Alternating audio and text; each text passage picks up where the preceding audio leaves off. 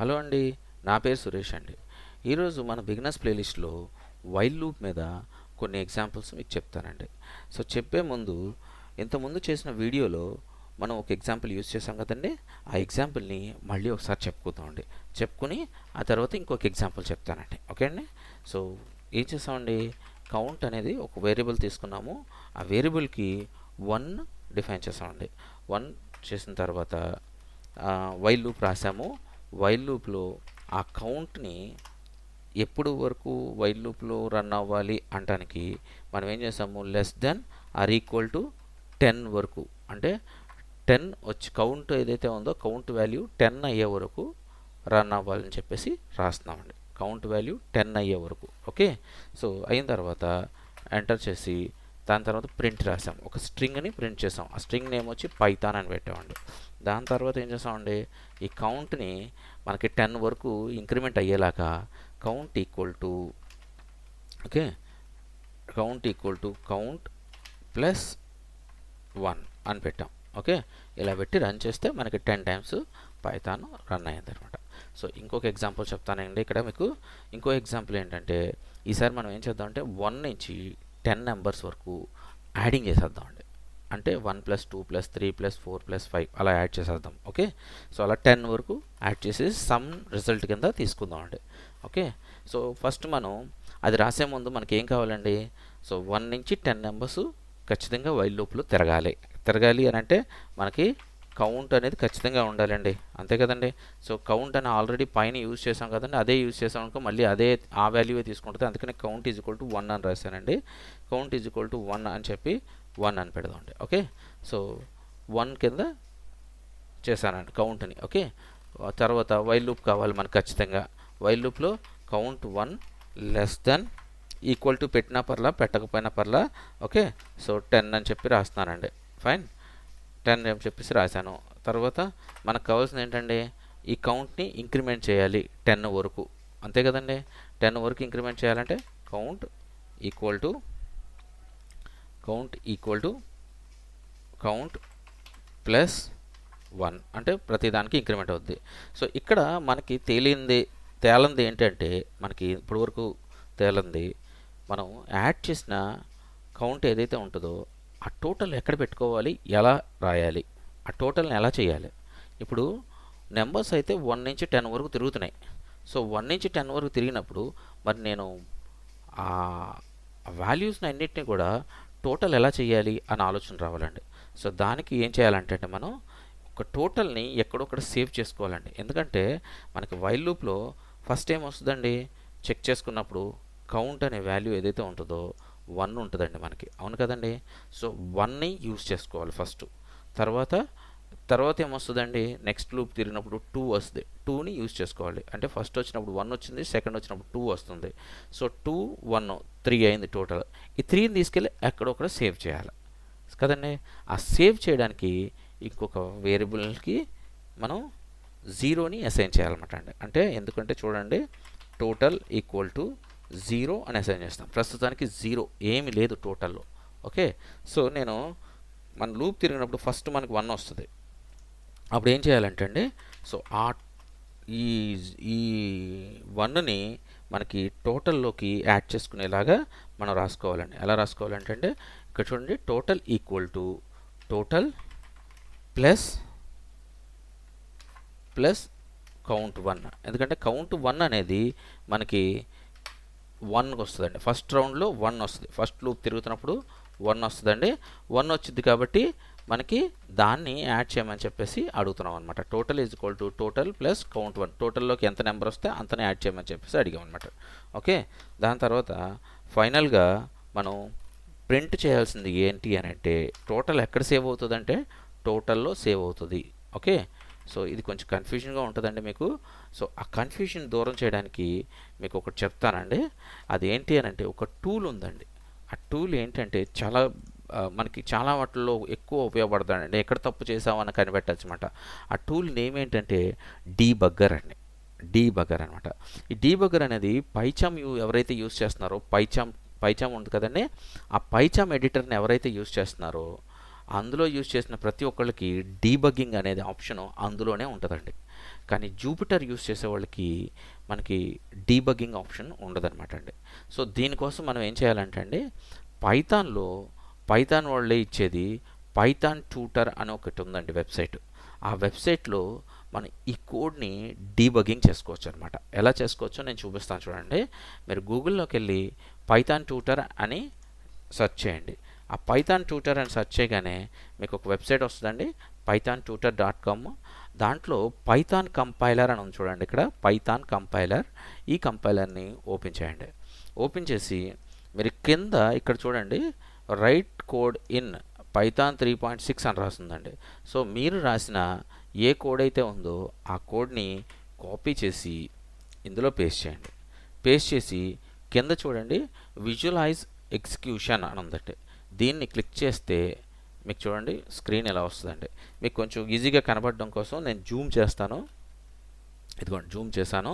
So Zoom చేస్తే మీకు తెలుసు చూడండి, మధ్యలో మీకు చూస్తే కౌంట్ 1 = 1, టోటల్ = 0. ఇక్కడే మనదంతా కూడా ఇక్కడ రాశాను అనమాట నేను. అంటే మన కోడ్ అంతా ఇక్కడ పేస్ట్ చేసి పెట్టాను అనమాట అండి.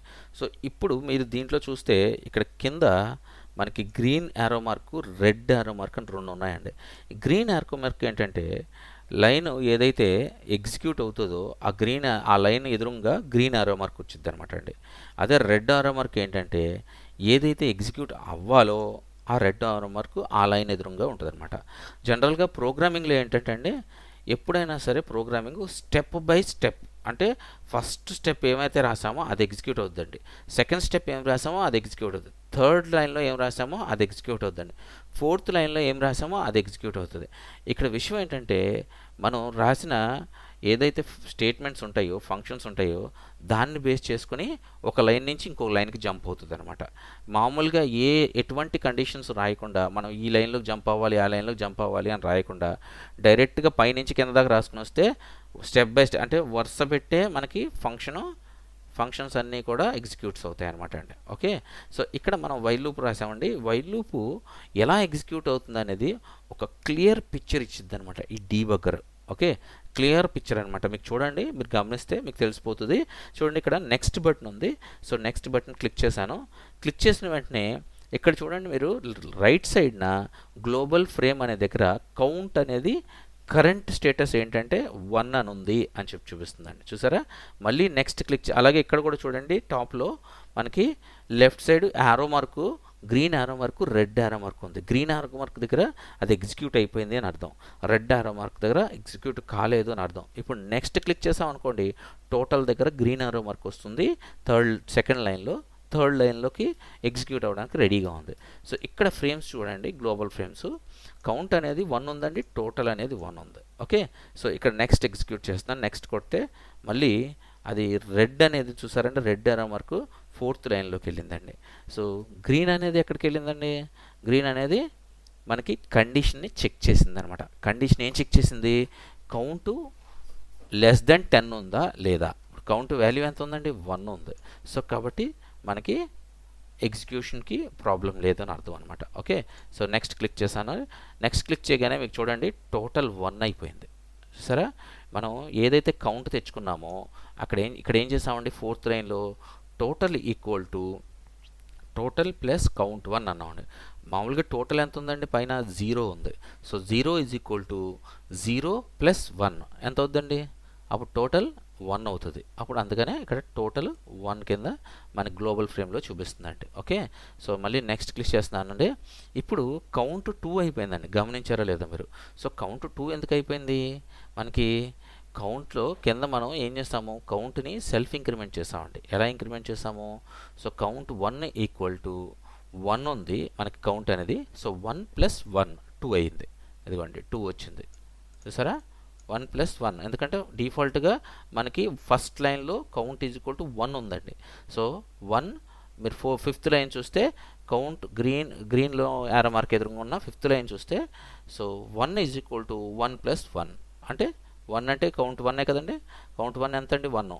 సో కౌంట్ 1 = కౌంట్ 1 + 1 అంటే 1 + 1 2 అయింది. సో అందుకనే ఇక్కడ 2 చూపిస్తున్నాను గ్లోబల్ ఫ్రేమ్లో మీకు. ఓకే, సో మళ్ళీ నెక్స్ట్ చూపిస్తే ఈ టోటల్ అనేది మనకి చేంజ్ అవుతుందండి. చూడండి చూడండి నెక్స్ట్ రౌండ్కి వస్తుందండి, సెకండ్ రౌండ్కి వస్తుంది. ఎందుకంటే మనం కండిషన్లో లెస్ దెన్ 10 అన్నామండి, అందుకనే సెకండ్ రౌండ్కి వస్తుంది. మళ్ళీ కౌంట్ని చెక్ చేసిందండి, 2 ఉంది, ఓకే సాటిస్ఫైడ్. సో సాటిస్ఫైడ్ కాబట్టి మళ్ళీ రన్ అవుతుంది. చూడండి రెడ్ గ్రీన్ని గమనించండి, రెడ్ యారోని గ్రీన్ యారోని రెండింటిని గమనించండి. అలాగే రైట్ సైడ్ ఉన్న గ్లోబల్ ఫ్రేమ్ను కూడా గమనించండి. చూసారా టోటల్ ఎగ్జిక్యూట్ అయింది. ఎగ్జిక్యూట్ అవగానే టోటల్ ఏమైందండి, 3 అయిందండి. ఇంతకుముందు టోటల్లో ఎంత ఉందండి, 1 ఉందండి. కౌంట్ 2 వచ్చిందండి. 2 వచ్చిన తర్వాత ఈ టోటల్ని ఏం చేసిందంటే 1 ప్లస్ 2ని ఈజ్ ఈక్వల్ టు 3 కింద టోటల్ మారిపోయిందండి. సో ఇప్పుడు మనకి పైన సెకండ్ లైన్లో 0 కింద చూపిస్తున్న మనకి రన్ అయ్యే కోడింగ్లో అది టోటల్ ఈక్వల్ టు 3 అవుద్ది అనమాట అండి. అంటే కరెంట్ స్టేటస్ టోటల్ది 3 అనమాట అండి. ఓకే సో కౌంట్ స్టేటస్ ఎంతండి, కరెంట్ స్టేటస్ 2 అనమాట. చూడండి అలాగా ప్రతి లైన్లోనూ ఎక్కడెక్కడికి వెళ్తుంది అని చూడండి. ఆ రెడ్ గ్రీన్ గమనించండి. సో ఏ లైన్లో కొల్లి వచ్చి ఎగ్జిక్యూట్ అవుతుంది, నెక్స్ట్ ఏ లైన్ ఎగ్జిక్యూట్ అవుతుంది అనే ప్రతి విషయాన్ని మనకి ఇలా నెక్స్ట్ అని పెట్టి చూసుకోవచ్చు అనమాట అండి. సో దీన్ని బట్టి మీకు క్లియర్గా అర్థమవుతుంది అనమాట అండి. ఇప్పుడు టోటల్లో మనకి ఇప్పుడు టోటల్లో ఎంత సేవ్ అయ్యిందండి, 15 సేవ్ అయింది. ఇక్కడ చూడండి గ్లోబల్లో 15 ఉందండి. ఈ స్టేజ్లో టోటల్లో 15 సేవ్ అయ్యింది చూడండి. అలా మనం నెక్స్ట్ చేసుకుంటే ప్రతి ఒక్క పాయింట్ ఇండివిజువల్గా మన ఫంక్షన్ ఎలా రన్ అవుతుంది అనేది క్లియర్ కట్గా కనిపిస్తుందండి. ఓకే చూడండి అదిగోండి చూసారా 45 ప్రింట్ అయింది. సో ఇక్కడ 1 నుంచి మనకి 9 వరకు తీసుకుందండి. అంటే లెస్ దెన్ 10 అన్నాం మనం, అంటే 10 తీసుకోదండి. అదే లెస్ దెన్ ఈక్వల్ టు 10 అన్నాను అనుకోండి 10 కూడా తీసుకుంటుంది. సో లెస్ దెన్ 10 అన్నాను కాబట్టి 9 వరకే తీసుకుంది. సో 9 వరకు తీసుకుని వాటిని టోటల్ చేస్తే మనకి 45 టోటల్ వచ్చిందనమాట అండి. ఓకే సో అలాగా మనం ఈ డీబగింగ్ టూల్ ద్వారా మనం ఎక్కడైనా ఎక్కువ లైన్స్తో కోడ్ రాసామనుకోండి, సో ఎక్కడ తప్పు చేసామో మనకు తెలియట్లా, మనకేమో రిజల్ట్ రావట్లేదు. అలాంటి సందర్భంలో ఈ డీబగింగ్ టూల్ని యూజ్ చేసి మనం ఓకే మనకి ఎక్కడికి వెళ్తుంది అసలు మనం రాసినట్టుగానే మనం ఇక్కడి నుంచి ఇక్కడికి వెళ్ళాలని అనుకుని రాస్తాం కదండి కోడ్ని. సో అనుకున్నట్టుగా వెళ్తుందా లేదా అని ఈ డీబగింగ్ టూల్లో మనం చెక్ చేసుకుని ఏమైనా తప్పులు ఉంటే మోడిఫై చేసుకోవచ్చు అనమాట అండి. సో ఇది చాలా మంచి టూల్ అండి మనకి. ఓకే సో ఇలాగా డీబగింగ్ మనం ఏ కోడ్ రాసినా కూడా చేసుకోవచ్చు అనమాట అండి. సో ఇలా ఇంకా కొన్ని ఎగ్జాంపుల్స్ ఉన్నాయండి మీకు. ఇలాగే కాదు ఇంకా చాలా ఎగ్జాంపుల్స్ ఉన్నాయి. అయితే నా దగ్గర కొన్ని already if else while use చేసిన ఎగ్జాంపుల్స్ ఉన్నాయండి. నా ఆల్రెడీ ప్లేలిస్ట్లో ఉన్నాయి, అవి యాడ్ చేస్తాను. అయినా కూడా ఇంకొక 2-3 ఎగ్జాంపుల్స్ మీకు నెక్స్ట్ వీడియోలో చెప్తానండి. ఓకే సో అదండి నేను మీకు అర్థమయ్యేలాగా నేను చెప్పానని నేను అనుకుంటున్నానండి. ఒకవేళ కానీ మీకు అర్థం కాకపోతే దయచేసి కమెంట్ చేయండి. కమెంట్ చేస్తే మీకు తప్పకుండా నేను రిప్లై ఇస్తాను. ఓకేనండి, బాయ్ అండి.